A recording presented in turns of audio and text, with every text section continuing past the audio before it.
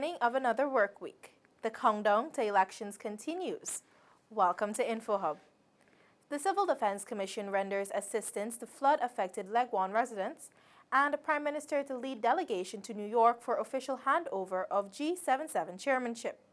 It is Monday, January 13, and it's 41 days to our Golden Jubilee Republic anniversary. Thank you for joining us.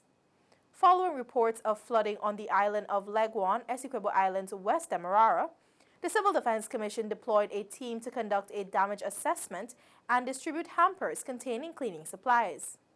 When the team arrived on the island on Saturday, the water had completely receded. The residents commended the Civil Defense Commission for its swift response in providing relief to the affected households. Transportation to the island was facilitated by the Guyana Defense Forces Coast Guard. The affected communities included Blenheim, Success, and Amsterdam. Senior engineer at the National Drainage and Irrigation Authority with responsibility for Region 3, Lal Peterdeo, said initial assessments indicated that the flooding was as a result of multiple cocoa doors being breached. We were told that persons removed the doors to take in water for irrigation purposes.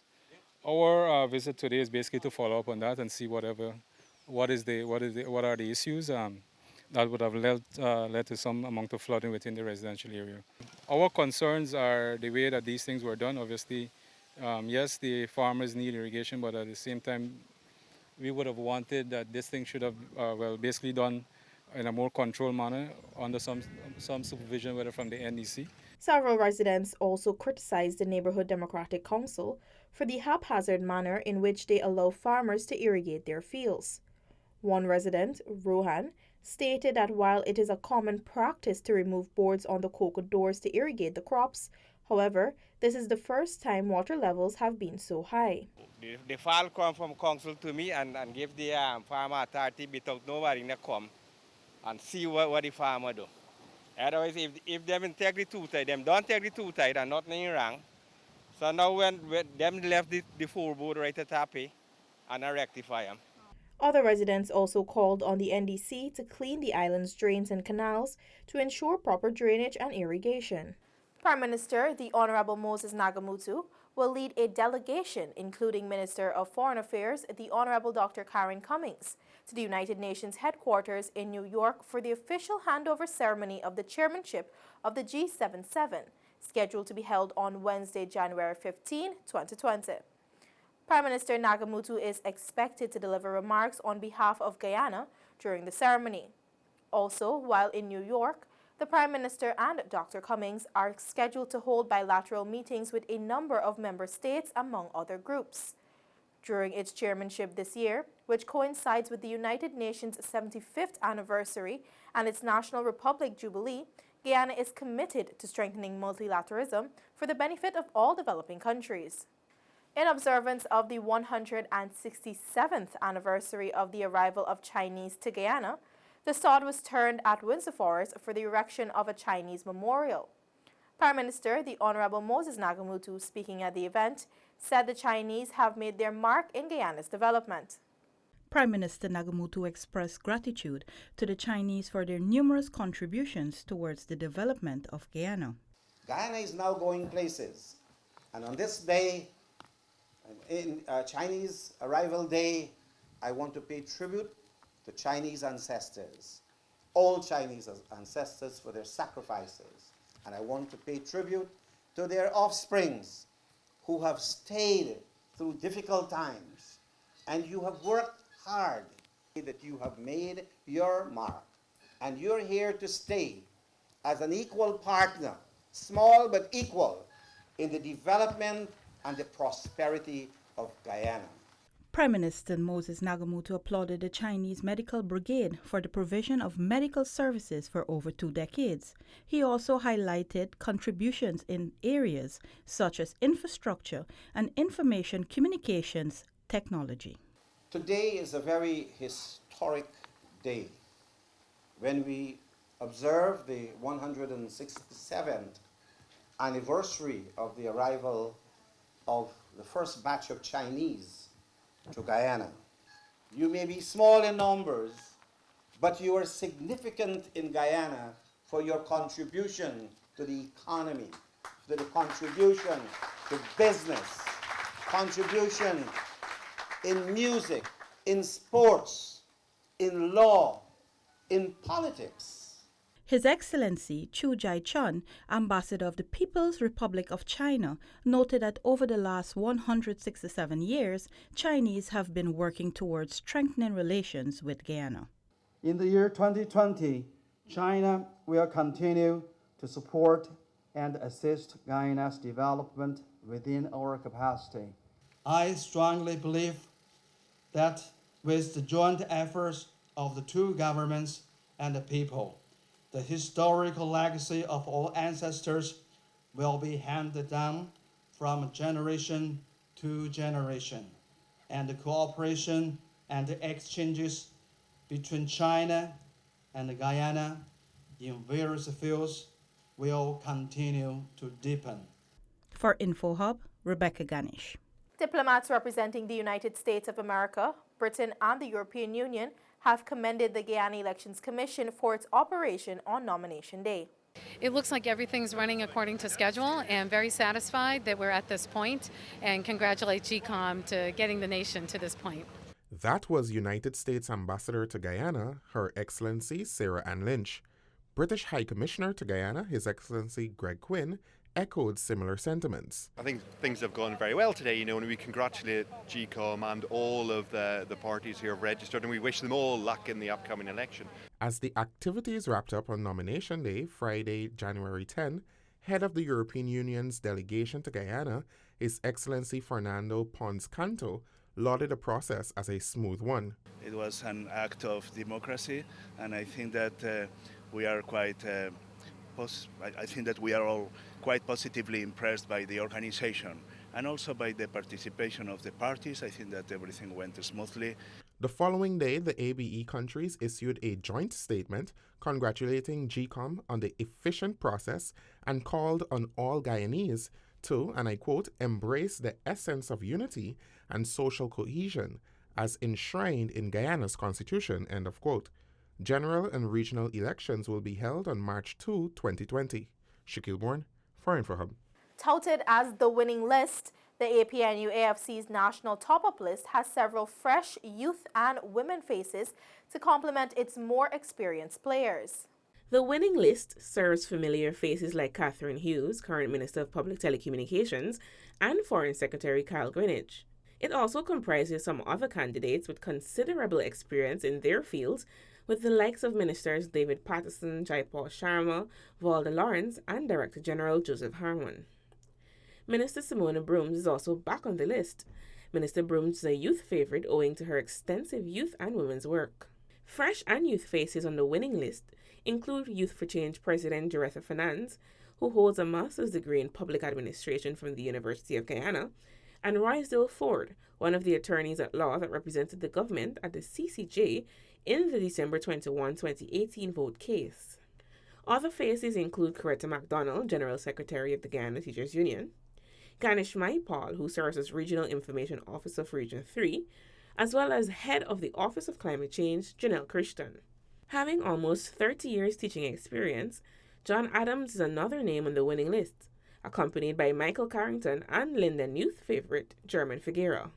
WPA's newest addition to the list is entrepreneur and student Kadaki Amsterdam. Communications lecturer Marcy Parker is also on the list, with international relations professor and political strategist Raymond Mark Curtin and political science lecturer David Hines.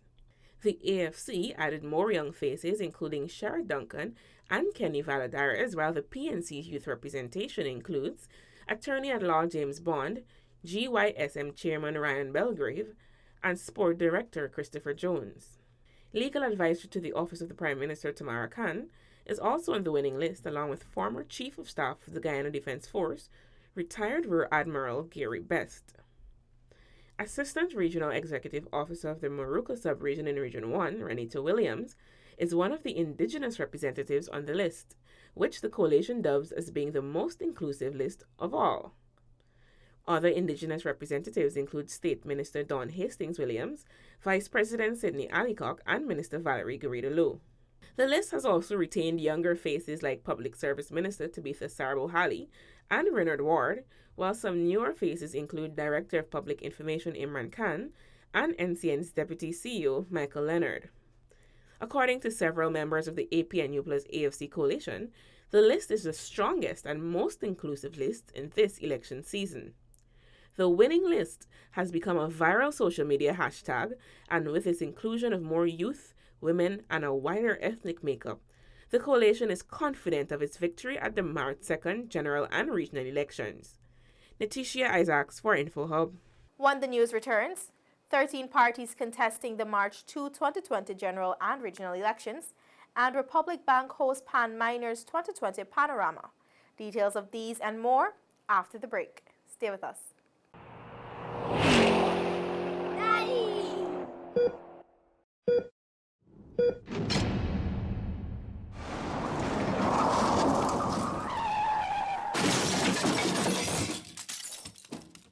Welcome back. With nomination day over, 13 political parties are set to contest the March 2, 2020 polls. The Partnership for National Unity Alliance for Change is led by President David Granger and Prime Ministerial candidate Kemaraj Ramjatan. The party will be contesting in all the administrative regions for both the general and regional elections. Over the last 3 months, being very careful to lay down the principles by which a person that's elected, we have decided on the criteria among the 6 partners. I am satisfied that all 6 partners have complied with those criteria about gender, about generation, about geographical spread, about competence. I'm very satisfied that we went through the process and we've got the best list. Following the APNU AFC is the United Republican Party with presidential candidate Vishnu Bandhu.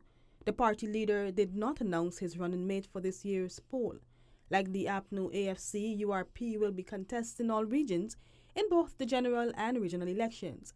Unlike the URP, newly formed party, a new and united Guyana will only be contesting the coastal regions. Presidential candidate Ralph Ramgran said regions 1, 8, and 9 are out. A prime ministerial candidate was not announced. ANUG reportedly split from the Federal United Party moments before the list of candidates was submitted to GCOM last Friday. The People's Progressive Party with presidential candidate Irfan Ali and prime ministerial candidate retired Brigadier Mark Phillips will be contesting all regions in both elections. A group of young Guyanese with the title The New Movement is being led by presidential candidate Dr. Ashley Kissoon and prime ministerial candidate Dr. Gerald Ford. They will be contesting regions 3, 4, 5, 6, 8, and 10. Another youthful party, the Citizen Initiative, being led by Rhonda Ann Lamb, will be seeking votes from regions 2, 3, 4, 5, 6, and 10. Meanwhile, Change Guyana will be contesting in all regions except 1, 7, and 8, according to presidential candidate Robert Badal. The party's prime ministerial candidate Nigel Hines on Sunday renounced his participation due to his dual citizen status. The Berbice-based Fed Up Party will only be contesting the regional elections in regions 5 and 6, while the Liberty and Justice Party, led by Lennox Schumann, will only be contesting in regions 1, 2, 4, 7, 8, and 9. The People's Republic Party with presidential candidate Timothy Norton will be contesting all regions except 7, 8, and 9. The Organization of the Victory of the People, led by Gerald Pereira, will only be contesting in Region 4. For InfoHub, Alexis Rodney. Nothing like the sweet sound of steel pan to draw a crowd of both young and old. And that is exactly what happened on Sunday evening during the launch of the Republic Bank's Pan Miners 2020 Panorama. Held at the Kitty Seawall Bandstand, the Steel Band Concert Series featured bands like the 2019 Panorama champion Guyana Police Force Steel Band, the National School of Music Steel Band, Caribbean Airline Parkside Steel Orchestra, among others. Speaking with InfoHub, MASH coordinator Andrew Tyndall said that this initiative is simply to raise the public's awareness of steel pan music while promoting local talent. The season runs for about just over 5 weeks. It's the time when a lot of the bands will start their preparation for the Panorama competition. And the Panorama is one of the biggest events for the matrimony season. And so this being the Republic Golden Jubilee, we thought that instead of the bands having an individual launch each, we'd bring them all together and have one launch where people could come and enjoy the sweet steel pan music. InfoHub also spoke to some onlookers. I know that every year they do this launch. I was here last year. It's always a fabulous occasion for me. Enjoy just the breeze and the comfort and the beauty of the seawall, and of course good pan music. I think occasions like this really show you the level to which our panorama competition has improved and is raised over the last couple of years. And how I heard about the steel pan concert via Facebook, because I am a steel fan, and I'm here to support all the way through the matrimony season. Meanwhile, on the other side of the seawalls, persons were treated to a matrimony pop concert, which featured this year's participants of the soca, chutney, and calypso competitions. This aspect, Tyndall said, is to provide the participants with a platform to promote their music. Organizers are hopeful that hosting such activities will draw a much larger crowd for this year's much-anticipated Golden Jubilee celebration. Neola Damon, InfoHub. As we prepare for Elections Day on March 2, if you haven't done so as yet, check to ensure your name is on the revised list of electors. Voting is your democratic right. That's all for today. Connect with us on all our social media platforms, including WhatsApp, Facebook, YouTube, and Instagram. Much more news is on our website, dpi.gov.gy. Your bridge and weather reports are up next. Goodbye for now.